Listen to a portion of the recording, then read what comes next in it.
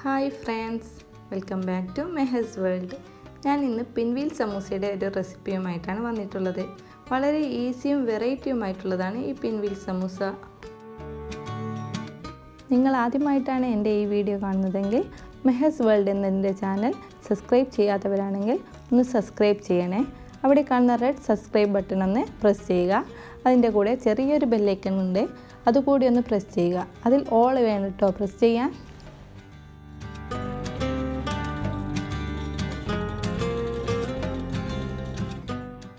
ഇതിന് വേണ്ട ഇൻഗ്രീഡിയൻസ് എന്തൊക്കെയാണെന്ന് നോക്കാം.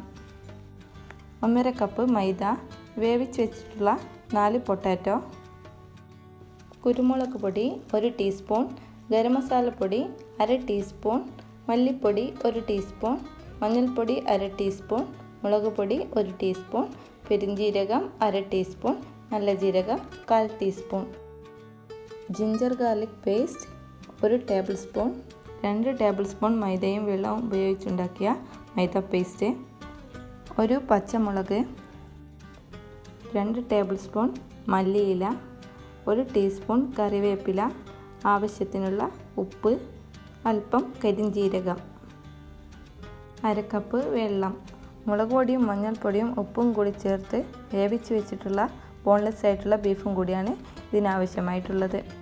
ഇനി ഇതിന് വേണ്ട ഡോ ഒന്ന് തയ്യാറാക്കിയെടുക്കാം. അതിനുവേണ്ടി മൈദ ഒരു ബൗളിലേക്കിട്ട് അതിലേക്ക് കരിഞ്ജീരകവും ഉപ്പും 1 ടീസ്പൂൺ വെളിച്ചെണ്ണയും കൂടി ചേർത്ത് നന്നായി ഒന്ന് കുഴച്ചെടുക്കാം.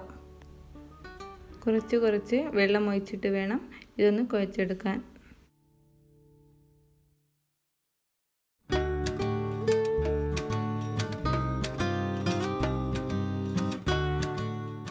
അപ്പോൾ നമ്മുടെ ഡോ ഇവിടെ റെഡി ആയിട്ടുണ്ട്.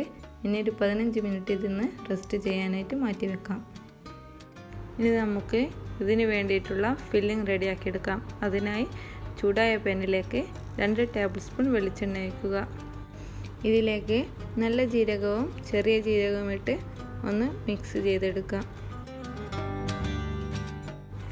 അതിനുശേഷം ജിഞ്ചർ ഗാർലിക് പേസ്റ്റും പച്ചമുളകും ഇട്ട് നന്നായി ഒന്ന് മിക്സ് ചെയ്തെടുക്കുക. ഇതിൻ്റെ പച്ചമണമൊന്ന് മാറി വരുമ്പോൾ അതിലേക്ക് വേവിച്ച് വെച്ച പൊട്ടാറ്റോ ഇട്ട് നന്നായി ഒന്ന് മിക്സ് ചെയ്തെടുക്കാം.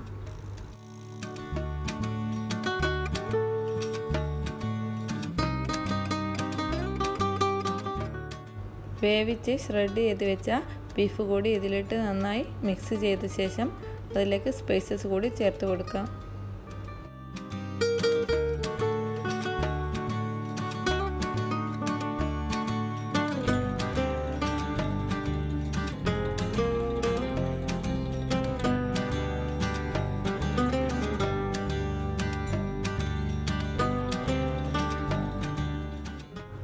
ഇപ്പോൾ നമ്മുടെ ഫില്ലിംഗ് ഇവിടെ റെഡിയായി വന്നിട്ടുണ്ട്. ഇനി അതിലേക്ക് മല്ലിയിലയും കറിവേപ്പിലയും കൂടി ചേർത്ത് നന്നായി മിക്സ് ചെയ്തെടുക്കാം.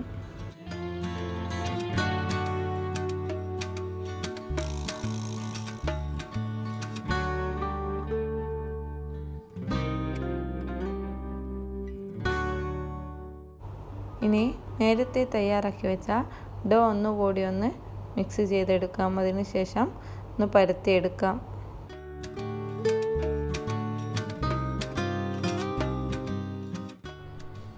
ഇതിനെ 2 പീസാക്കി കട്ട് ചെയ്തതിന് ശേഷം 1 പീസ് എടുത്ത് നന്നായി പരത്തിയെടുക്കാം.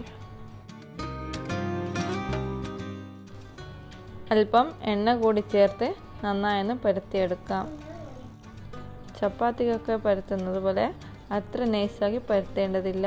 കുറച്ച് തിക്നെസ് ഇതിന് ആവശ്യമാണ്. ഇനി ഇതുപോലെ സൈഡ് ഭാഗങ്ങളൊക്കെ കട്ട് ചെയ്ത് ഷേപ്പ് ചെയ്തതിന് ശേഷം ഇതിലേക്ക് ഫില്ലിംഗ് ഇട്ട് കൊടുക്കാം.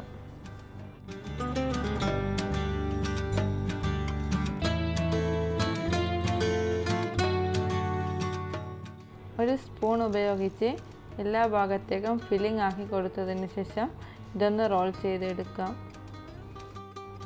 സൂക്ഷിച്ച് പതിയെ ഇതൊന്ന് റോൾ ചെയ്തെടുക്കാം.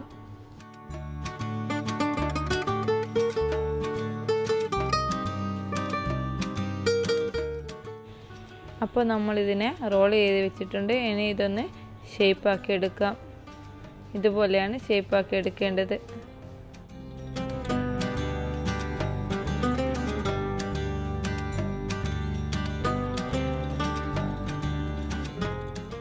ഇതുപോലെ ബാക്കിയുള്ളതും കൂടി ഒന്ന് ഷേപ്പ് ചെയ്തെടുക്കാം.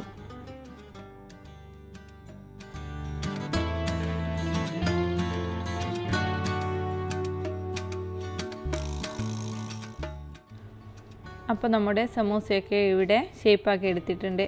ഇനി ഇതൊന്ന് ഫ്രൈ ചെയ്യാൻ വേണ്ടി മൈദ ബാറ്ററിലിട്ടൊന്ന് ഡിപ്പ് ചെയ്തതിന് ശേഷം ചൂടായ ഓയിലിട്ടൊന്ന് ഫ്രൈ ചെയ്തെടുക്കാവുന്നതാണ്.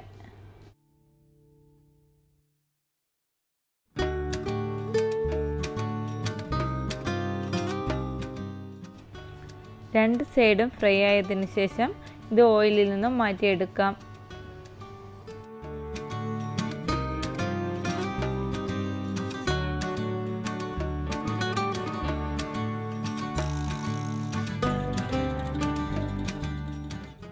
ഇതുപോലെ തന്നെ ബാക്കിയുള്ളതും കൂടി ഒന്ന് ഫ്രൈ ചെയ്തെടുക്കാം.